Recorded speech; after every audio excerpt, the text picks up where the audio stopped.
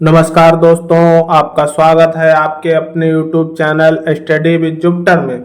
दोस्तों, पिछले वीडियो में हमने हर्षवर्धन के बाद में जो पतन हुए राज से प्रतिहार वंश ने कब्जा किया और उसके बाद में 4 राजवंशों में प्रतिहार वंश बाद में टूट गया। यहाँ 4 राजवंशों की सत्ता हुई उसे देखा था। अब भारत में रह गए कुछ प्रमुख राजवंशों को देखेंगे। इसमें यादव वंश, लोहार, सोलंकी और इसके साथ साथ काकतीय, होयसल, कारकोट, उत्पल और उसके बाद चीन का तांग वंश भी इसी के साथ देखेंगे। चलिए आज वीडियो की शुरुआत करते हैं। अन्य राजवंशों की श्रृंखला देखते हैं। चलिए देखते हैं अन्य राजवंश कौन कौन से थे भारत में उनके समकालीन। गुजरात के चालुक्य वंश, इस वंश को चालुक्यों को सोलंकी भी कहा जाता है। जो इस वंश के चालुक्य थे, जो गुजरात के चालुक्य थे, इन्हें सोलंकी भी कहा जाता है। जो हमने राष्ट्रकूट वंश पढ़ा था ना, उसमें चालुक्य वंश भी उससे पहले देखा था, राष्ट्रकूट से पहले। तो वहां पे हमने इसकी चर्चा की थी, इस वंश के बारे में। अगर आपने वो वीडियो नहीं देखा है तो वहां पे आप वो वीडियो में जरूर देखें। गुजरात के चालुक्य वंश की स्थापना मूलराज प्रथम ने की थी। इस वंश की राजधानी अहिलवाड़ थी। जो अहिलवाड़ थी वो इस वंश की राजधानी थी। चित्र में आप देख सकते हैं, ये जो गुजरात के कच्छ और उसका सौराष्ट्र का जो भाग है ना, उसमें और लगभग गुजरात का भाग जो है ना, यहीं पर ये सोलंकी का स्थान था। उसके ऊपर ये परमार का शासन था। परमार वंश पिछले वीडियो में पढ़ाया। अगर आपने वो वीडियो नहीं देखा तो प्लेलिस्ट में जाकर जरूर देखें। यहाँ पे अभी जो आगे पढ़ेंगे यादव वंश, वो यादव लोगों का यहाँ पे था। उसके बाद पूर्वी गंग वंश, ये रहा पूर्वी गंग वंश भी पढ़ेंगे आगे चल के।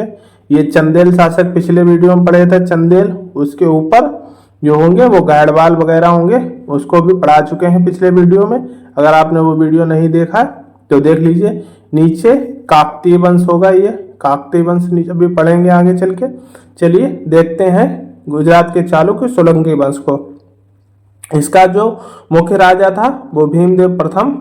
इस वंश के इसके समय में महमूद गजनवी का सोमनाथ मंदिर पर आक्रमण होता है। जो सोमनाथ मंदिर गुजरात में है ना, वो इसी के जो भीमदेव प्रथम राजा होता है, इसी के समय महमूद गजनवी भारत पर आक्रमण करता है और सोमनाथ मंदिर को 1025 ईस्वी में लूटता है। इसके दरबारी बिमल तेजपाल द्वारा दिलवाड़ा का जैन मंदिर बनवाया गया। जो इसका दरबारी था ना बिमल, जिसे तेजपाल के नाम से भी जाना जाता है, उसने दिलवाड़ा का जैन मंदिर बनवाया था। अगला राजा है जयसिंह सिद्धराज। मालवा विजय के बाद अवंतीनाथ की उपाधि धारण करता है। जब ये मालवा विजय करता है उसके बाद अवंतीनाथ की उपाधि धारण करता है। अवंती में रुद्र महाकाल का मंदिर बनवाया इसने। अवंती में रुद्र महाकाल का मंदिर बनवाया। चलिए अब आगे सोलंकी वंश के बारे में। अगला राजा होता है कुमारपाल। इसने पशु बलि और मदिरा पर रोक लगा दी। जो शराब और पशु बलि थी ना, इस पर इसने रोक लगा दी थी। इसके प्रमुख दरबारी हेमचंद्र थे। हेमचंद्र की रचनाएं प्रबंध चिंतामणि, सिद्ध हेम शब्दानुशासनम और परिशिष्ट परवन, ये इसकी हेमचंद्र की प्रमुख रचनाएं, जो कि कुमारपाल का दरबारी था।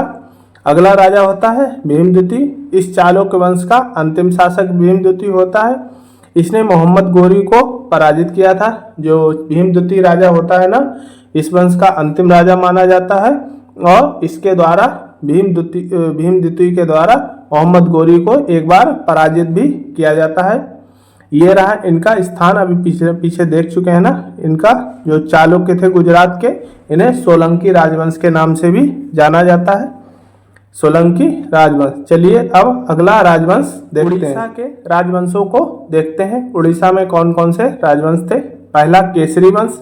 11वीं सदी में उड़ीसा में इस वंश की स्थापना होती है। 11वीं सदी के आसपास केसरी वंश की स्थापना होती है। इस वंश की राजधानी भुवनेश्वर थी। जो भुवनेश्वर है ना, वो इस वंश की राजधानी थी। शुद्ध नागर शैली में बना लिंगराज का मंदिर इसी वंश की देन है। जो इस वंश के द्वारा शुद्ध नागर शैली में लिंगराज का मंदिर, ये रहा, ये लिंगराज का मंदिर इसी वंश के द्वारा बनवाया गया। अगला वंश है पूर्वी गंग वंश। ये भी उड़ीसा का ही है। इस वंश का प्रसिद्ध शासक अनंत बर्मन चोणगंग था। जो इस वंश का प्रसिद्ध शासक माना जाता है। इसने पुरी में जगन्नाथ मंदिर का निर्माण कराया। जो इस वंश का ये राजा था ना, इसने जो पुरी में, उड़ीसा में पुरी है ना, वहाँ पर भगवान जगन्नाथ का जो मंदिर है वो इसी के द्वारा बनवाया गया था, जो अपनी ध्वजा के लिए बहुत फेमस है। जो जगन्नाथ का मंदिर है उसकी जो ध्वजा है ना वो हमेशा हवा के विपरीत बहती है। आगे जब मंदिर पढ़ाएंगे ना उसमें इसकी चर्चा विस्तार से करेंगे। 13वीं सदी में इसी मंदिर में इसी जो 13वीं सदी में इसी वंश में नरसिंह प्रथम राजा हुआ था। जो 13वीं सदी आती है उसी टाइम इस वंश में एक नरसिंह प्रथम राजा होता है। नरसिंह प्रथम ने कोणार्क का सूर्य मंदिर का निर्माण कराया। ये कोणार्क का सूर्य मंदिर है ना, ये नरसिंह प्रथम के द्वारा बनवाया गया, जो इसी वंश का पूर्वी गंग वंश का राजा था। कोणार्क के सूर्य मंदिर को काला पगोड़ा भी कहा जाता है। जो कोणार्क का सूर्य मंदिर है ना उसे काला पगोड़ा के नाम से भी जाना जाता है। चलिए अब आगे और राजवंश को देखते हैं। अब हम देखेंगे कश्मीर के राजवंशों को। इसमें पहला है कारकोट राजवंश। ये गोनंद का अंतिम नरेश बालादित्य पुत्रहीन था। जो गोनंद वंश था उसका अंतिम नरेश बालादित्य पुत्रहीन था। उसने अपनी कन्या का विवाह दुर्लभ वर्धन से किया, जिसने कारकोट वंश की स्थापना की। जो दुर्लभ वर्धन होता है उसके द्वारा कारकोट वंश की स्थापना की जाती है, वो गोनंद का दामाद होता है। लगभग 627 ईस्वी में की, जो 627 ईस्वी के आसपास ये दुर्लभ वर्धन कारकोट वंश की स्थापना करता है। 8वीं सदी में इस वंश का प्रतापी राजा ललितादित्य मुक्तपीड़ ने कश्मीर में सूर्य के मार्तंड सूर्य मंदिर का निर्माण कराया। जो 8वीं सदी में इस वंश का प्रतापी राजा ललितादित्य मुक्तपीड़ होता है ना, वो कश्मीर के सूर्य मार्तंड मंदिर को बनवाता है। अगला वंश है उत्पल वंश। कारकोट वंश के अंतिम महत्वपूर्ण राजा सिपत्य जयपीड़ा की मृत्यु के बाद उत्तराधिकार संघर्ष के फलस्वरूप उत्पल वंश की स्थापना होती। जो कारकोट वंश अंतिम समय में उसका जो राजा होता है सिपतप जयपीड़ा, उसकी मृत्यु हो जाती। उसके बाद उत्तराधिकार संघर्ष चलता है। उनके सेनापतियों और जो वगैरह सामंत वगैरह रहते हैं उसमें उत्पल वंश की स्थापना होती है। उत्पल वंश विजयी रहता है। अनंत वर्मन उत्पल वंश के संस्थापक थे। जो अनंत वर्मन होता है वो उत्पल वंश की स्थापना करता है। इस वंश का प्रसिद्ध शासका रानी दिद्दा 10वीं सदी में महिला शासका थी। ये रानी दिद्दा है ना, ये उसी समय की शासका होती हैं। अभी रानी दिद्दा के बारे में हम लोहार वंश भी पढ़ेंगे, उसके बाद उसमें हमको रानी दिद्दा की पृष्ठभूमि क्लियर होगी। राजा क्षेमगुप्त से रानी दिद्दा का विवाह होता है। जो क्षेमेंद्र गुप्त होता है ना, इससे रानी दिद्दा का विवाह होता है। चलिए अब कश्मीर के अन्य राजवंशों को अगला है कश्मीर का लोहार वंश। संग्राम राज्य को लोहार वंश का संस्थापक माना जाता है। जो संग्राम राज थे ना उनके द्वारा लोहार वंश की स्थापना मानी जाती है। लोहार वंश के राजा की एक बेटी दिद्दा, जिसे सिम्हा राजा कहा जाता है। जो लोहार वंश की एक बेटी थी ना दिद्दा, जो भी ऊपर पढ़ा था, उसे सिम्हा राजा कहा जाता है, ने कश्मीर के राजा क्षेमगुप्त से शादी की थी। जो दिद्दा की शादी वो क्षेमगुप्त, क्षेमेंद्र गुप्त या क्षेमगुप्त से हम पढ़ चुके हैं ना, उससे शादी होती है, जो वो लोहार वंश की ही थी। हर्ष इसी वंश का प्रसिद्ध राजा था। हर्ष के दरबारी कवि कल्लड़ थे। जो हर्ष के दरबारी कवि कल्लड़ थे, जिनकी रचना राजतरंगिणी है। जो हर्ष के दरबारी कवि कल्लड़ थे ना, उनकी राजतरंगिणी रचना होती, वो इसी लोहार वंश के थे। अगला है यादव वंश। ये कश्मीर का नहीं है, ये दक्षिण भारत का है। ये यादव राजवंश, ये लगभग महाराष्ट्र के क्षेत्र के आसपास का क्षेत्र था इनका। कल्याणी के पूर्वी चालुक्यों के सामंत थे। जहां पर कल्याणी के चालुक्य रहते थे ना, वहीं के ये लोग भी थे। ये पहले सामंत थे कल्याणी के चालुक्यों के। भिल्लम पंचम ने इस वंश की स्थापना की। जो भिल्लम पंचम होता है ना, उसके द्वारा इसकी स्थापना की जाती है। पहले इन्होंने देवगिरी में राजधानी बनाई, बाद में दौलताबाद को अपनी राजधानी के रूप में स्थानांतरित किया। पहले इन्होंने राजधानी देवगिरी बनाई, बाद में उसे दौलताबाद में परिवर्तित कर लिया। भिल्लम ने अंतिम चालुक्य राजा सोमेश्वर चतुर्थ को परास्त कर कल्याणी पर भी अधिकार कर लिया। क्योंकि ये पूर्वी भाग में जो कल्याणी के चालुक्य वंश था ना, उसके पूर्वी भाग में स्थित थे। बाद में इन्होंने क्या किया, सोमेश्वर चतुर्थ जब राजा होता है उसे पराजित करके कल्याणी पर भी अधिकार कर लेता है। अलाउद्दीन खिलजी का मुख्य संघर्ष यादव राजा रामचंद्र के साथ हुआ। जो अलाउद्दीन खिलजी आता है ना भारत में, उसका संघर्ष इसी वंश के राजा रामचंद्र के साथ में होता है। उसने छल का प्रयोग किया और यादव राजा के प्रति मैत्री भाव प्रदर्शित किया। जो अलाउद्दीन खिलजी होता है ना, ये बहुत बड़ा बहरूपिया होता है। पहले राजाओं से दोस्ती का बहाना करता है, बाद में उनकी पीठ में खंजर भोंक के राज्य कर लेता है। इसने भारत में बहुत सारे राजाओं के साथ ये छल कपट किया था। अभी जब अलाउद्दीन खिलजी पढ़ेंगे ना, उसमें इसको विस्तार से देखेंगे। ये लगभग सभी राजाओं के साथ में यही षड्यंत्र करता था। मैत्री भाव प्रदर्शित उसका आतिथ्य ग्रहण किया। इस प्रकार जब रामचंद्र असावधान हो गए तो अलाउद्दीन ने उस पर अचानक हमला कर दिया। इस स्थिति से यादवों के लिए अपनी स्वतंत्रता को कायम रखना असंभव हो गया और रामचंद्र ने विवश होकर अलाउद्दीन खिलजी के साथ संधि कर ली। रामचंद्र होते हैं ना, वो इससे मैत्री का ये प्रस्ताव रखता है। रामचंद्र मैत्री स्वीकार कर लेते हैं। उसके बाद में ये उसका आतिथ्य ग्रहण करते हैं। वहीं पे ये राजा को बंदी बना लेते हैं और उनकी सेना घुटने टेक देती है और मजबूरन उन्हें संधि करनी पड़ती है। चलिए अब आगे और राजवंशों को देखते हैं। अगला राजवंश है होयसल वंश। देवगिरी के यादव वंश के समान ही द्वार समुद्र के यादव कुल था। जो देवगिरी के यादव थे ना, उन्हीं के समान ये द्वार समुद्र के यादव कुल, ये भी होयसल वंश भी यादव कुल का ही था। होयसलों का क्षेत्र वर्तमान समय में मैसूर प्रदेश था। जो ठीक है, कल्याणी के चालुक्य थे उसके ठीक नीचे जो मैसूर प्रदेश था ना, वहीं पे होयसलों का भी राज्य था और उनकी राजधानी द्वार समुद्र आधुनिक हेलेबिड है। जो द्वार समुद्र है ना, वही इनकी राजधानी होती है। होयसल वंश का प्रारंभ 1111 ईस्वी के आसपास मैसूर के प्रदेश में बिट्टिंग होता है ना, अथवा बिट्टीदेव या बिट्टिंग जिसे कहते हैं, से हुआ है। उसने अपना नाम विष्णुवर्धन रख लिया। पहले उसका नाम बिट्टीदेव था, बाद में उसने अपना नाम विष्णुवर्धन रख लिया। विष्णुवर्धन के पौत्र बीर बल्लाल होते हैं ना, 1173-1220 के आसपास, ने देवगिरी के यादवों को परास्त किया। जो देवगिरी के यादव वंश था ना ऊपर, उसको परास्त करते हैं और होयसलों को दक्षिण भारत में सबसे अधिक शक्तिशाली बनाया।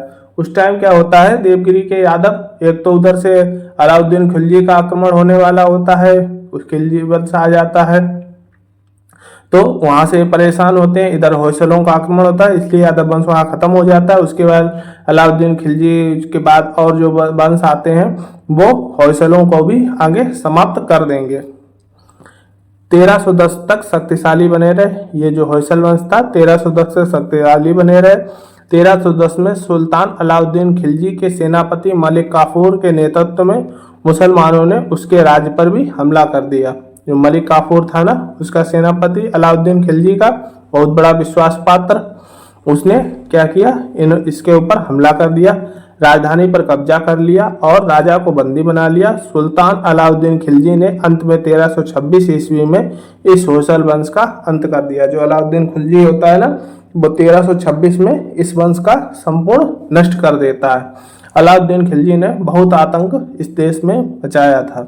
चलिए अब अगला राजवंश देखते हैं। अगला राजवंश हमारा काकतीय राजवंश, इसके बारे में पढ़ेंगे।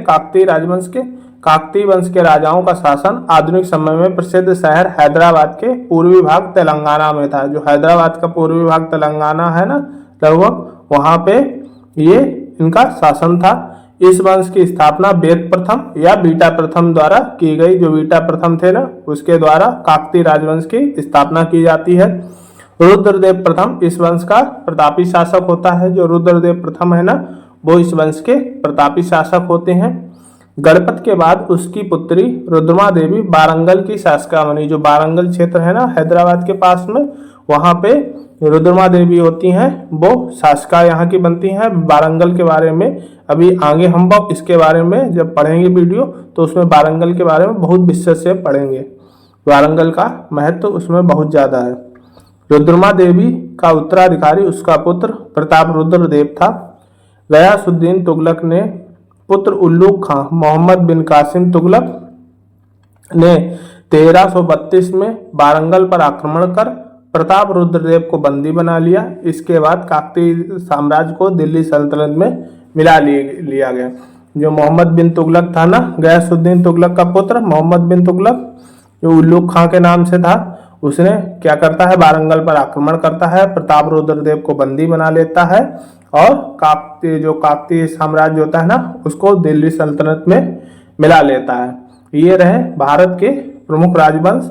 इसके बाद एक चीन का राजवंश भी इस टाइम उभर के आता है, उसको भी हमने हर्ष के टाइम पढ़ा था ना। हर्ष के टाइम भारत और चीन के संबंध बहुत अच्छे हो गए थे, तो भारत में जो कुछ घटनाएं हो रही थी उसका असर चीन पे भी होना स्वाभाविक था, क्योंकि इनके संबंध आपसी बहुत मेलजोल पूर्ण थे। तो भारत में हो रही घटनाओं का प्रभाव चीन पे भी होता है। जिस समय भारत में नए राजवंशों का उदय हो रहा था, उसी समय चीन में भी तांग वंश का उदय होता है। जब हर्षवर्धन का समाप्त होता है ना, उसी के बाद भारत में उथल पुथल होने लगती है और नए राजवंश अपने लिए संघर्ष करने लगते हैं। उसी का प्रभाव चीन पर भी पड़ता है। चीन में भी एक नया राजवंश उभर के आता है जिसे तांग वंश कहते हैं।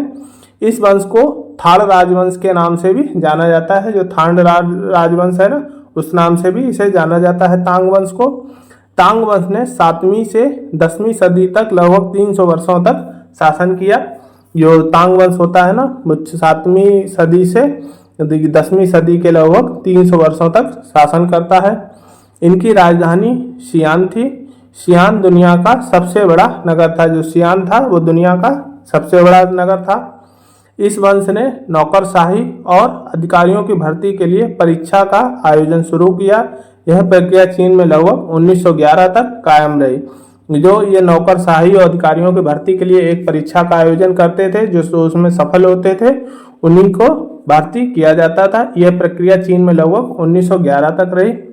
ये आप चित्र में देख सकते हैं चीन का तांग राजवंश। इसका क्षेत्र लगभग ये था। ये देख सकते हैं आप, पूर्वी भाग में बहुत ज़्यादा विस्तृत था, उसके बाद पश्चिमी भाग में भी ये इस तरीके से विस्तृत था। ये चीन का तांग वंश था। इसी के साथ ये वीडियो समाप्त होती है तथा प्राचीन भारत का ये अंतिम वीडियो है। इसके बाद अगले वीडियो से हम लोग मध्यकालीन भारत को शुरुआत करेंगे। आज के लिए इतना ही। वीडियो अच्छा लगा हो तो लाइक करें, सब्सक्राइब करें तथा शेयर करें। धन्यवाद।